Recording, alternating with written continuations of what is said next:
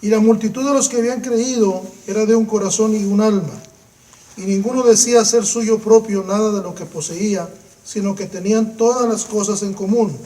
Y con gran poder los apóstoles daban testimonio de la resurrección del Señor Jesús, y abundante gracia era sobre todos ellos. Así que no había entre ellos ningún necesitado, porque todos los que poseían heredades o casas las vendían y traían el precio de lo vendido, y lo ponían a los pies de los apóstoles, y se repartía a cada uno según su necesidad. Entonces José, a quienes los apóstoles le pusieron por sobrenombre Bernabé, que traducido es hijo de consolación, levita, natural de Chipre, como tenía una heredad, la vendió y trajo el precio y lo puso a los pies de los apóstoles. Vamos a orar. Padre bendito, en el poderoso nombre de Jesús, te bendecimos en esta hora, te glorificamos, Señor, y te pedimos que estés con nosotros y que nos lleves de tu mano, Señor, y tu Espíritu Santo nos guíe a toda verdad en esta noche y nosotros podamos ser bendecidos. Exaltamos tu nombre, Dios, para siempre, Señor, porque tú eres digno de toda honra y toda alabanza y toda adoración. En Cristo Jesús. Amén, Señor. Amén. Muy bien, el tema de esta noche es la segunda parte de ¿Dónde está tu corazón? Y tiene un nombre especial, se llama el amor al dinero. El amor al dinero. Así que por ahí vamos a ir. De acuerdo a lo que yo acabo de leer en el libro de los Hechos, esos días, las ciudades, especialmente la ciudad de Jerusalén, estaba totalmente convulsionada. La iglesia la tenía así. Estaban sucediendo cosas extraordinarias y había un gran avivamiento. Los que creían en Jesús entraban así de lleno, de golpe. Era de que ayer no crees y hoy creíste, pero así de una entrada franca, totalmente abierta. Entraban a un ambiente sobrenatural. Había una unidad tan impresionante entre todos ellos, y todos eran de una misma alma, un mismo corazón. Tan así era que ninguno decía que lo que tenían era de ellos, sino que era de todos. Y cuando había necesidades, entonces vendían sus propiedades y traían el dinero a los pies de los apóstoles. Y entonces la palabra del Señor declara que no había ningún necesitado entre ellos. Lo que estaba pasando realmente es que cuando el pueblo de Dios se une en Jesús, en la fe en Jesucristo, se une en uno solo, el poder de Dios desciende y descansa sobre aquel cuerpo que está en unidad. Así como cuando el pueblo se separa, se desune, se divide, entonces la paloma vuela, se va. No hay poder, no hay nada. Solamente creemos que somos cristianos, pero solamente lo creemos, dejamos de serlo. Pero entonces cuando nosotros nos unimos, cuando estamos en unidad, cuando tenemos un mismo sentir, cuando tenemos una misma visión, cuando tenemos un mismo corazón para las cosas que Dios pone delante de nosotros, entonces hay un poder de Dios que desciende y descansa en nosotros, y suceden señales y maravillas, y hay prodigios, y hay un ambiente propicio. Yo le llamo a eso construcción de milagros, porque se crea un ambiente adecuado para esto. Y le damos gracias a Dios porque eso existe. Amén. Así es. Entonces, aquí no importa, en este pasaje que estamos leyendo, no importa quién es más ni quién es menos. El único verdaderamente importante es Cristo Jesús. Cuando eso sucede en cualquier iglesia de cualquier época, cuando ese fenómeno se da, entonces sucede la misma cosa. La consecuencia es la misma, el poder de Dios desciende. Cuando empiezan las divisiones, cuando empiezan las separaciones, cuando empieza uno para acá y otro para allá, entonces se va. Ahora, fíjense bien, en esos días había tal convicción, tal fuerza, que los apóstoles no tenían que andarle diciendo a nadie, vende tu propiedad y traes el dinero. No ponían ofertas como sucede en algunas iglesias en la actualidad, que dicen que pueden asegurarte la salvación por $2,000 al año. No sucedía eso. La gente estaba con una convicción tal que ellos lo hacían. Y es que Dios opera los milagros en donde tiene que operarlos. Dios los hace donde tiene que hacerlos.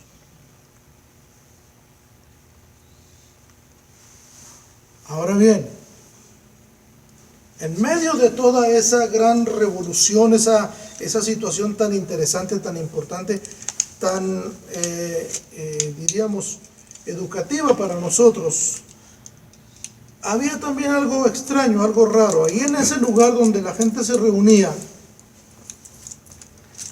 se percibía algo extraño, se sentía. Y saben, era algo raro porque aún en el piso se veían marcas. Había marcas en el piso, marcas extrañas. Eran como si hubieran cargado un bulto, pero muy pesado y no lo podían cargar, entonces lo tuvieron que arrastrar. Era como si hubieran cargado un muerto, que de hecho era un muerto. Era un muerto. Ahora, ¿por qué murió este hombre? Me estoy refiriendo a la situación de Ananías y Zafira, su esposa. ¿Por qué murió Ananías? ¿Por qué tuvo que morir Ananías? Esa es una buena pregunta. A mí siempre me gusta hacer preguntas porque las preguntas me abren un campo para analizar, para entender las cosas. ¿Por qué tuvo que morir? Porque le mintió a Dios. Bueno, la palabra de Dios dice que ellos, en el ambiente que la iglesia tenía, se emocionaron y también dijeron, bueno, nosotros no nos podemos quedar atrás, tenemos una propiedad, la vendemos y lo que nos den lo traemos para que se le dé a los pobres. Pero una vez vendida la propiedad, dice el capítulo número 5, del libro de los Hechos, el versículo número 2, dice, sustrajo del precio. Sustrajo del precio. Le sacó una parte. ¿Cuántos? No lo sabemos. Puede haber sido un 5%, un 10%, un 25%, un 50%. No lo sabemos cuánto. Solamente sabemos que sustrajo del precio y trajo solo una parte y la puso a los pies de los apóstoles. Solamente una parte. Ahora, esta mañana que estábamos reunidos en casa de mi hermana Vero, hablábamos un poquito ya en la sobremesa de esto del dinero, ¿verdad? Y me vino una palabra que quiero compartirla con ustedes, porque nosotros tenemos que saber qué hacer con el dinero.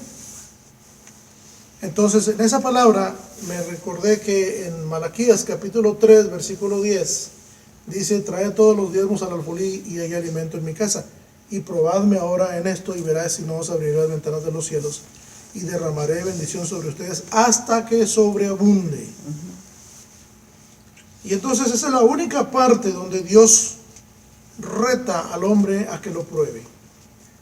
No existe en ninguna otra parte de la Biblia una cosa similar, solamente allí a través de este profeta llamado Malaquías. Probadme ahora en esto. Y la palabra que me venía en ese momento era, ¿qué prefieres, probar tú a Dios o que Dios te pruebe a ti?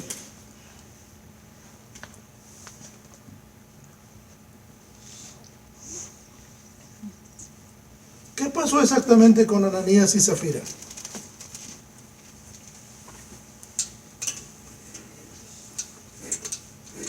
Como que no entendieron que Dios es serio, Como que no entendieron que al hombre le puedes engañar, al gobierno le puedes engañar y puedes declarar ingresos que no son los que tienes.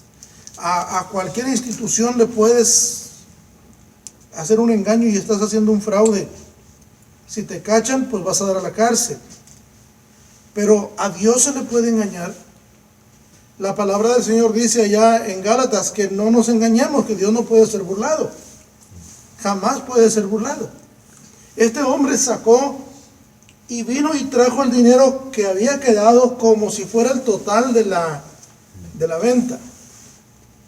Pero a Dios no se le puede engañar. Entonces lo que sucedió realmente fue que el Espíritu Santo le muestra a Pedro y le dice a este hombre, ya le rasguñó, ya le sacó.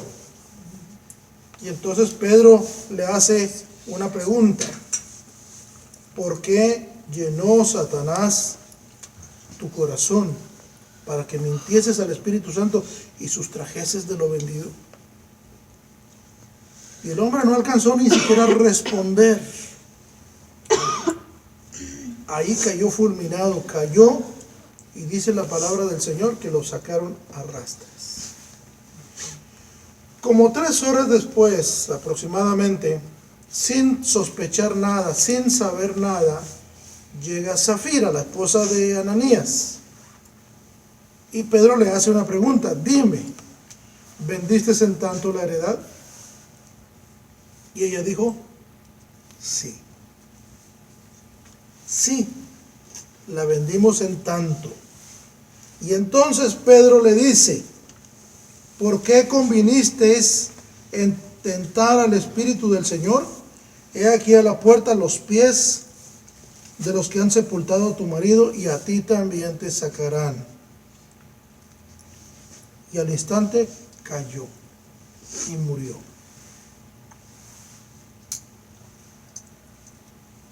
Alguna gente podrá decir, la mató Pedro. No, no fue Pedro, fue un juicio de Dios. Fue un juicio de Dios. A Dios no se le puede engañar. ¿Qué era lo que había pasado? ¿Por qué su marido estaba muerto? ¿Por qué tuvo que morir su marido? ¿Y por qué también tenía que morir ella?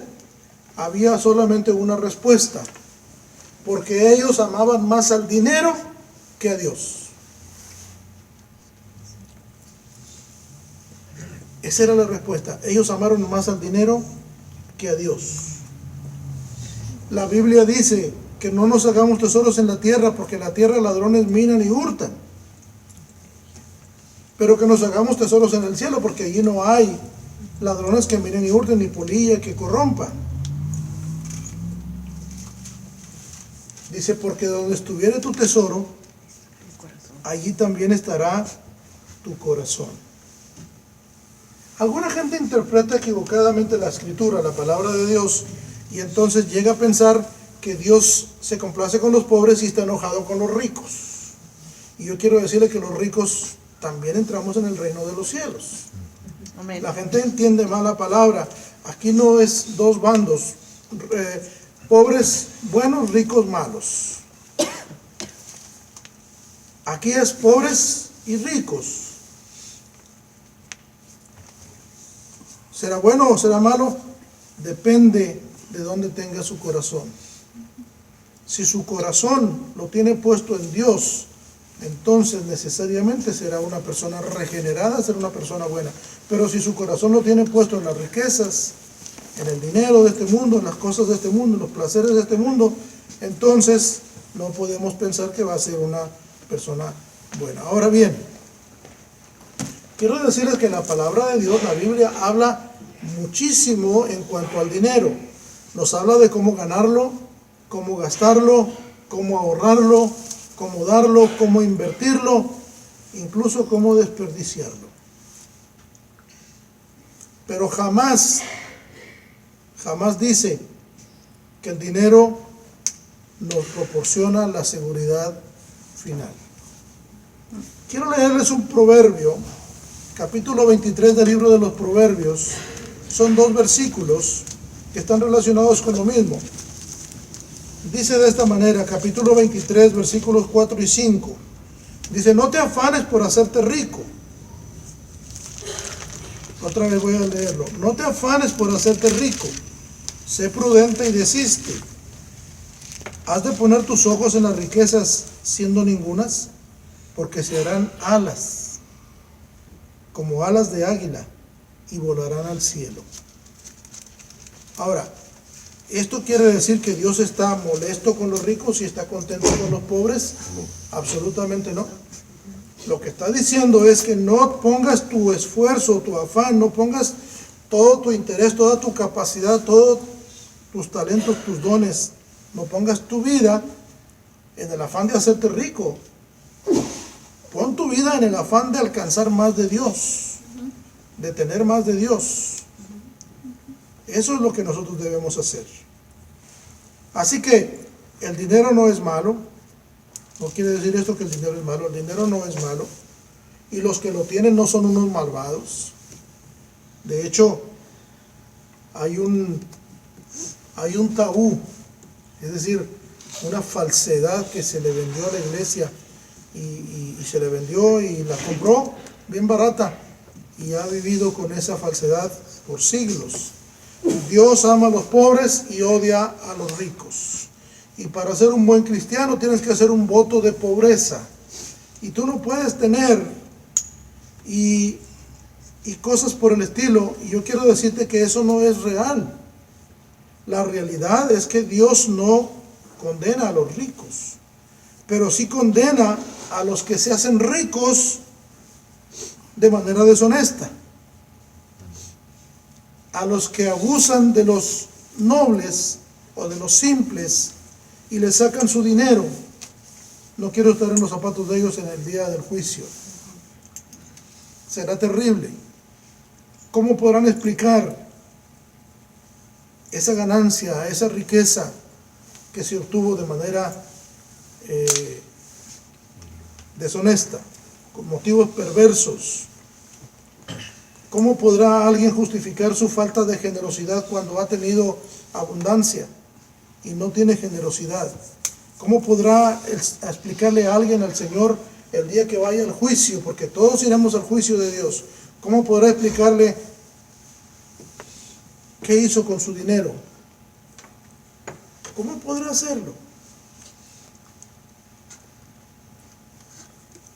Entonces no existe tal cosa de que Dios ama a los pobres y odia a los ricos. De hecho, algunos de los personajes bíblicos han sido los hombres más ricos del mundo.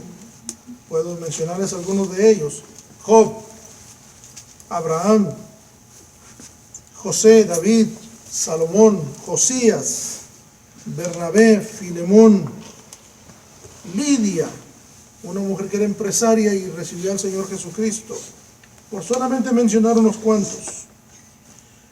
Así que no es que Dios odie a los ricos y ame a los pobres, o no es el factor determinante que la pobreza nos haga llegar al cielo y la riqueza nos mande al infierno. Es dónde está nuestro corazón. ¿Dónde está tu corazón? ¿Dónde se encuentra? ¿Hacia dónde está enfocando? ¿Hacia dónde está dirigiendo la mirada? ¿Hacia dónde está tratando de ir? Este libro viejo y antiguo llamado Biblia nos da algunos consejos. Son consejos viejos, pero al mismo tiempo nuevos. Y los necesitamos ahora más que nunca en la historia. Especialmente en este tiempo, cuando la situación financiera en todo el mundo está entrando en un caos, una situación caótica que no es otra cosa sino señal de los últimos tiempos. Hay para nosotros un consejo viejo pero nuevo. Ahora bien, este consejo está contenido en la carta a Timoteo, la carta que le escribe el apóstol Pablo a Timoteo, en el capítulo 6, del versículo 6 al 10, se lo voy a leer. Primera carta a Timoteo, capítulo 6, versículos 6 al 10. Dice: pero gran ganancia es la piedad, acompañada de contentamiento, porque nada hemos traído a este mundo y sin duda nada podremos sacar.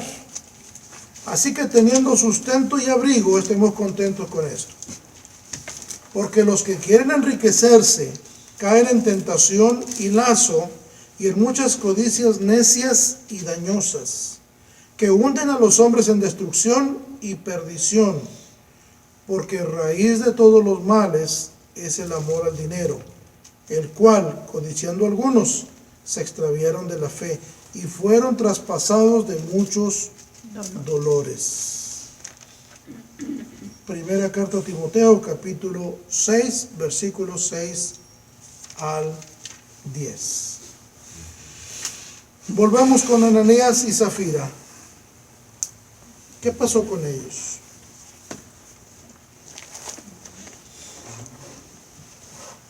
Simplemente lo que pasó fue esto. Esto es lo que ha sucedido. Nuestro corazón puede ser llenado solamente por dos personajes. O lo llena Dios o lo llena Satanás. Lo repito, solamente puede ser llenado por dos fuentes. O lo llena Dios o lo llena Satanás. Ellos habían dejado que Satanás llenara su corazón de codicia. La misma codicia los impulsó a mentir al Espíritu Santo, diciendo que el dinero que habían traído era lo que les habían pagado por la propiedad. ¿Qué fue lo que pasó? Bueno, se enamoraron de la riqueza. Ese era su tesoro. Ahí estaba su corazón. ¿Cómo se aplica esto a nosotros? Todos los que estamos aquí no podemos decir que somos ricos financieramente hablando. Y sin embargo, tenemos un corazón. ¿Dónde está tu corazón? ¿Hacia dónde está apuntando tu corazón? ¿Hacia dónde está enfocando? Posiblemente el problema tuyo no es la riqueza, tú no eres rico. Pero igual aspiras a hacerlo de alguna manera. O aspiras a tener un poder que no te ha sido dado, o un dominio que no tienes. O quizás quieres ser la estrella de todos y que solamente todos volteen a verte a ti. No importa cuál sea, cualquier deseo que haya en nuestro corazón involucra el corazón. Cualquier deseo que esté dentro de nosotros involucra el corazón. Y entonces nosotros debemos de tener sumo cuidado para que nuestro corazón no lo llene Satanás. No lo llene Satanás, sino que nuestro corazón lo llene Dios a través del Espíritu Santo. Seamos llenos del Señor, busquemos la llenura del Señor, busquemos que nuestro corazón dé vuelta atrás de la espalda hacia a donde quería mirar y digámosle corazón, hey, voltea para acá porque acá es donde está el Señor. Amén. Amén. Dios bendiga a cada uno de ustedes esta noche. Amén. Que el Señor los guarde.